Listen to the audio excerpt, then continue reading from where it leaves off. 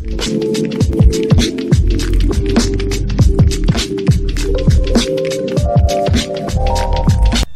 everyone, thank you again for tuning in. It's Stay Away with Narcs. I apologize beforehand if you guys hear some noises in the background. I'm actually recording this outside.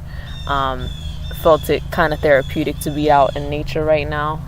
So I do apologize though beforehand if you hear some background noises. You hear the birds and that. And also I want to say that I haven't been uploading much because I've been applying to grad schools for counseling and clinical mental health. You know, when I got through my healing process after narcissistic abuse, I really took it upon myself that I wanted to help others heal and grow. I had the experience firsthand from abusive narcissists in my life and toxic family systems, but I really wanted to have the actual professional background to be able to be a help to others in the world. So I've been dealing with that, putting my applications into graduation schools and for my master's degree. So I appreciate your patience and time with me. I'm going to be, now uploading videos as much as I possibly can to this channel, hopefully every week. I have numerous topics that I'm going to talk about. And again, if you guys have new topics, anything that you want to have questions on or ask in the comments, or a topic that you wanted me to speak about regarding narcissistic abuse, please put it in the comments. And again, thank you for all that have subscribed since this channel. It's been growing so much, and I appreciate the love. I appreciate you guys' comments, and hearing you guys' stories gives me just so much.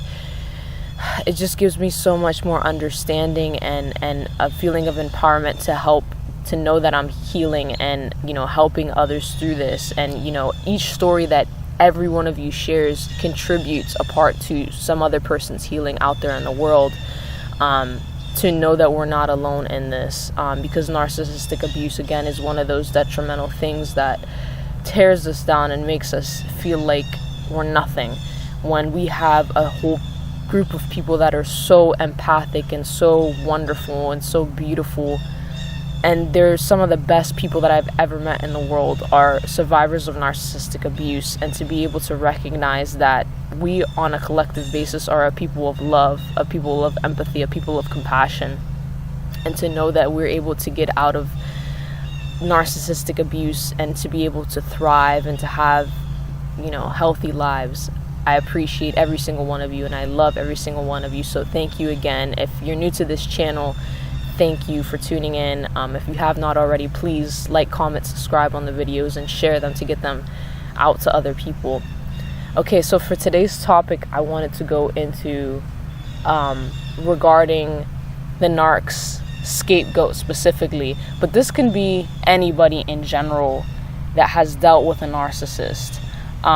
Because again, a narcissist, especially a narcissistic parent, they will continuously put their, they'll put their child on a pedestal, and they'll downgrade them, maybe to the scapegoat role, to the lost child role. And then they'll put them back up on a pedestal to the golden child role once again. And it's always a back and forth. And I want to talk about, though, specifically the scapegoat role and that narcissistic parent, or that, that narcissist that you have in your life. If they are scapegoating you, you are a slave of the narcissist. And I want to get into a little bit of what I've seen on a first-hand account, again, of somebody that I've known that has a severely narcissistic mother. And he was the scapegoat. He was predominantly the scapegoat. He would get upgraded to the golden child from very, brief moments throughout his life, but predominantly he was the scapegoat role. So he was treated like a slave. And the narcissist will do this, whether they're your parent, whether they're your partner, if they have, if they get you into their realm somehow. It's especially easy for parents, obviously, because these narcissistic parents are the ones that are raising these children, and the children are dependent on that narcissistic parent throughout their lives. So there's not really a way that they can escape as easily as I described in some of my previous videos. It's harder because they've grown up and been instilled with that. They believe that, even sometimes that narcissism is is a normal thing until they see some moments where, you know, they're able to snap out of it. But they grow up with that dependency on their parent, and it's extremely hard for them to recognize what is normal and what is not normal when growing up outside of a narcissistic household. And one of those things that I saw this particular person who was a child of a narcissistic mother go through was he was enslaved. And when I say enslaved, I don't just mean like enslaved because he had a I mean literally enslaved to the point of this narcissistic mother was making this kid work. And I think he was maybe in his, you know, maybe 18, 19, early 20s, work straight 30 days a week, 30 plus days a week without a single day off. And I am not kidding you, I am being literal. 30 plus days a week straight, working, waking up, going to work, coming home, sleeping, doing the same routine straight without a break. Do you know the burnout that somebody would get? And all the while, the narcissistic mother is telling this child, you know, he was still, he was just becoming an adult at this point. He was getting into, 18, 19-year-old, into his 20s. He was becoming an adult. But again, if you're a child of a narcissistic parent, especially if you're a scapegoat, you feel like you're nothing, and you have to constantly be dependent on that parent. And even it doesn't matter if you're 18, 19, because you're infantilized by that narcissistic parent. So you probably only act like you're 12 or 13 years old, like you're still highly dependent on that parent. It doesn't matter your age, because if that narcissistic parent makes you highly dependent on them, you're going to be, infantilized, and you're just going to be controlled by that parent, and go through their every whim and what they tell you to do, because that's all they've brainwashed you and taught you to do. So this narcissistic mother specifically brainwashed him and taught him that work is essential in this house, and that if you do not work, you're a lazy bum. And her definition, that narcissistic mother's definition of work, was you have to work 30 plus days, and there's no breaks. Breaks are for lazy bum idiots that are not going to accomplish anything in their lives, and you're not going to get anywhere. She would tell him things like that. And any time that he would just a day off, that is a normal human behavior. We're not robots, people. And this is why, especially when we talked about, the pandemic, there's so many people talking about this thing called burnout, when we went through the pandemic, because we were just coming to terms and understanding how burnt out we've become. Even pre-pandemic, we wouldn't give ourselves a break. So when the pandemic came and the majority of us were able to take a break, we're like, wow, there is a thing called burnout. There is a thing that, as a human being, I need, called downtime, called relaxation time, called mindfulness and meditation and peace. Because if you have a narcissistic parent, you're not going to know that growing up, because they don't care about your relaxation. They don't care about your peace. They don't care about your mindfulness, because number one, it's all about them. Okay, because the narcissists, you'll see them relaxing all the time. You'll see them taking vacations when they want. You'll see them, for the most part, the narcissist is going to do whatever the hell they want. But as the people that they have to control in their lives, especially their children, and if that narcissist wants money, you're going to have to work.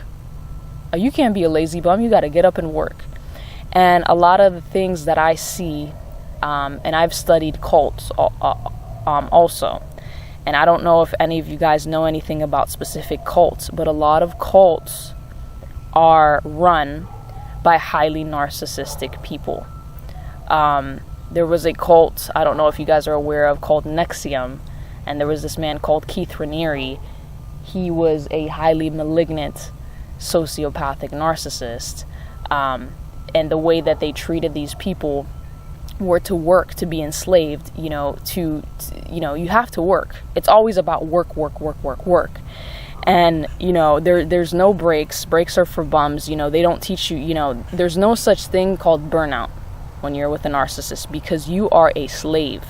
You are a slave and they are your slave master. You are making money for them. You are cooking for them. You are working for them. You are paying their bills. That's all you're doing for the narcissist. And, you know, for me, even for my narcissistic mother-in-law, my ex-narcissistic mother-in-law, when I, you know, would tell her, you know, I work, you know, 5 days a week. I would work, you know, the full-time hours back then when I knew her. And I would be like, yeah, I'm getting like really, you know, burnt out because I had a really stressful job at the time. And every time that I would tell her these things, she would get really uncomfortable. Like her facial expressions would be like, and then she would make a comment. She would be like, yeah, but everybody has to work. She would make a comment like that. And I just looked at her, and my feeling in that moment was just like, okay, yeah, that's not reassuring at all. But I went back after I left her, you know, her comment and what she said to me. I went back into my head and I said, she just told me, but everybody has to work. But at the end of the day, she doesn't work. And I'm like, wait a minute. That's so hypocritical of somebody to tell me, yeah, everybody has to work, you know, make a comment like that. But the person that tells you that doesn't even work. That is a narcissist, a hypocritical narcissist. They are the biggest hypocrites. In fact, I think the majority of people in life that are extremely hypocritical are narcissists themselves.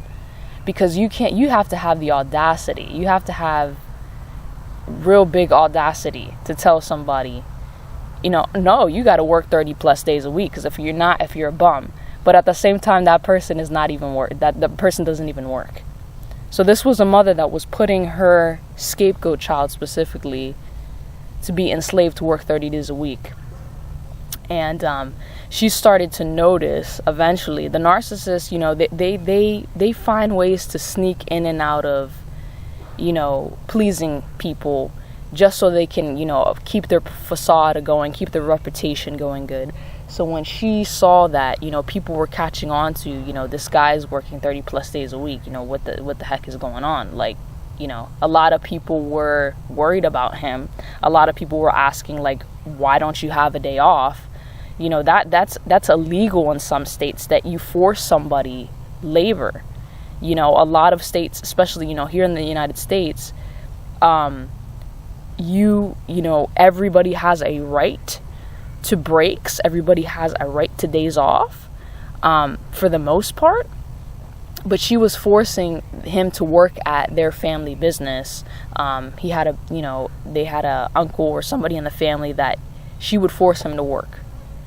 And it's not only that you're forced to work those 30 days and you know, being called a lazy bum and being called this and being called that and being manipulated and told that you don't do your job right and you're just lazy and, you know, you're not burnt out, you're not stressed out, you don't need a day off, it's just that you're a lazy person. They also want your paycheck, and they also are going to get your money, and they're also going to control your financials. She was controlling the money that he was getting.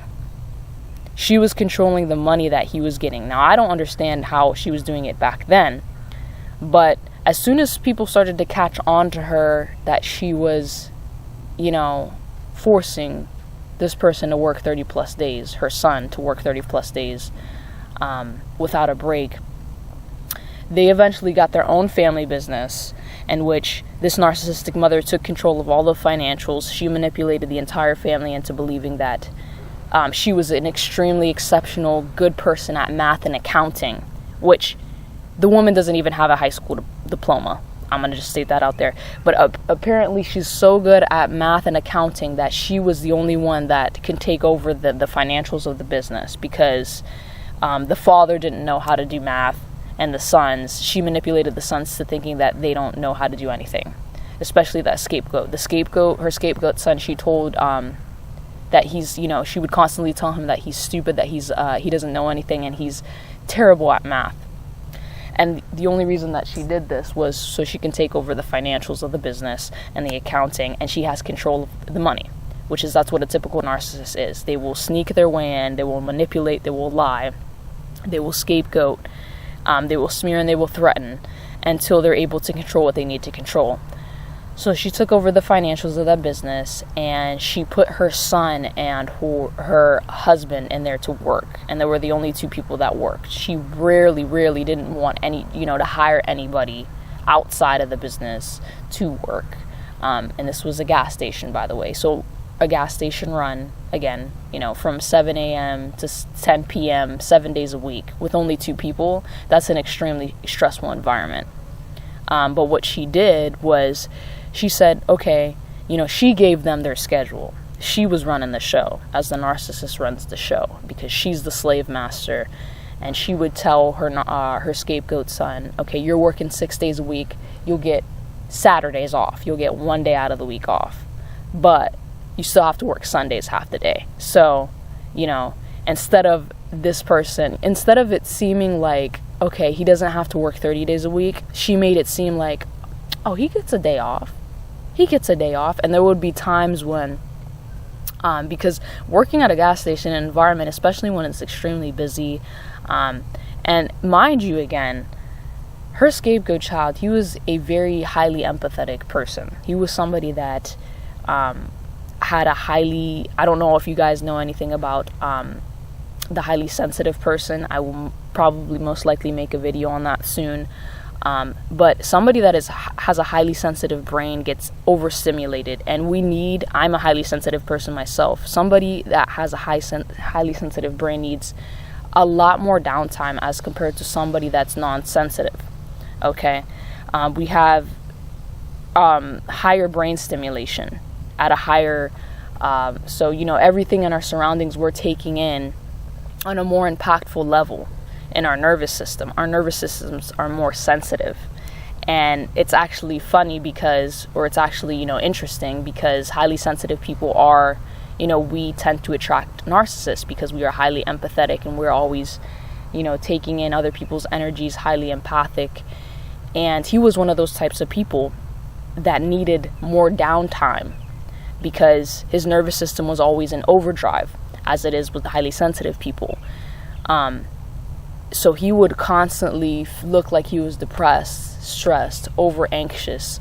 I mean, this was somebody that, you can tell the pain from the stress, from that chronic stress was manifested in his body, because sometimes he would even lash out and have like chest pain attacks where he would be driving in the middle of his route and he would have to stop the car and pull over and make me drive because his chest pains, the tightnesses in his chest, he felt like he was having a heart attack. And that's what chronic stress will do to you. And I'm going to do another video about, chronic stress and the narcissist and some of its effects also. But he was working those 6 days a week like a nonstop slave. And sometimes he didn't even get he didn't get that 1 day off. Sometimes he would have to work. And I remember a comment from his mother one day when she was going on vacation, of course, as narcissists do. They don't care about, you getting a vacation, but they're definitely going to go on their vacation and have their fun time. She was going on vacation, and I think she was taking the father with him. And, luckily they were able to get somebody in time to, cover his father's shifts out at their business at the last minute. And she's like, she would tell her scapegoat son, so, right before she left, she would be like, so, did you get that person to cover? Because if not, you're going to be working 15 hours a day. And she said it with that, that narcissistic smirk, that sadistic smirk, that it seemed like she was actually happy if he would be working 15-hour work days. She was like, because if not, you're going to be working 15 hours a day. And she laughed.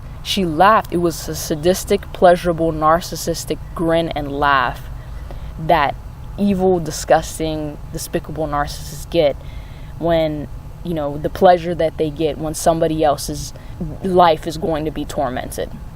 That's how evil that, I was like, how is this a mother? I would always constantly think to myself, how is this a mother? But that was just a rundown. I just wanted to give you just a short intro of how a narcissistic person will enslave you, and they will enjoy it, and they will control your financials, and at the same time they will be the hypocrites that will sit on their butt and do nothing Yet they're able to manipulate you, especially if you're a child of theirs, to believe that you're lazy, to believe that you're no good. And I want to tell you, if you're in this circumstance, if you have anything, whether you're a spouse of one, whether you're a partner of one, whether you're a child of one, of a narcissist in your life that has made you feel like you can't do anything good enough, or you don't do enough, or whenever you want to take a break and need a relaxation and the narcissist tries to manipulate you and gaslight you into believing that you're lazy bum, that you don't do this and that you don't do that enough, close the door on them. Close the door on them. You are not a robot. You are a human being. You are not a slave. You are not a slave. Do not be a slave to somebody else. Do not listen to somebody else who tries to manipulate and lie to you. Listen to your inner gut. Always listen to your inner gut and listen to what your body is telling you. If your body needs to lay down and relax, you lay down and relax it. You do not go to the narcissist for advice, because they're going to manipulate you into believing that you're not doing enough. And then you're going to overwork yourself into chronic stress and pain. Sometimes people will get fibromyalgia. Sometimes people, sometimes it's so much stress that it's irreversible and manifests in your body, and then you're screwed for life. Take your relaxation from your burnout. Get away from that narcissist. Live your life. Take a vacation. Go to therapy. Do something therapeutic. Go out and sit out in nature. Look, if I was around that narcissist right now, I would be contemplating whether I would be doing enough in my life and stressing myself at work and trying to bring home extra money in my paycheck.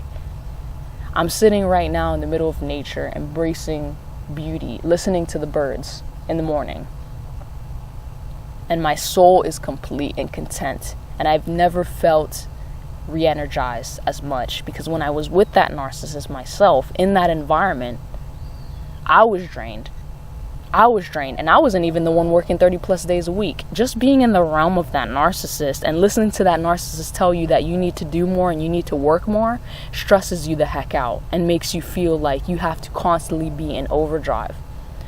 And this is one of the reasons that I want to go into specifically when I get my counseling degree, inner childhood trauma healing, because especially if you are the child of a narcissist, you grow up thinking that you have to be a robot, that you're not entitled to relaxation, that there's no such thing as burnout, that you have to constantly work yourself day after day after day after day without a break, because if not, if you're lazy, if you don't give your paycheck to your narcissist, then you're not a good person.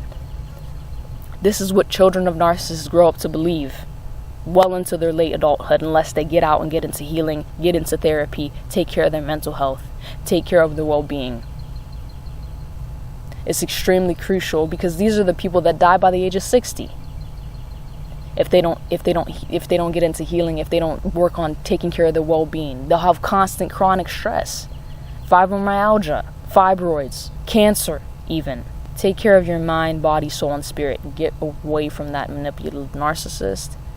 Coming back with more videos. Thank you very much, you guys. If you have any other questions, any other topics or concerns that you would like to put in the comments section, I really appreciate them. I love you all. I hope you have a blessed week. Take care of your well-being. Again, stay away with narcs. Till the next video.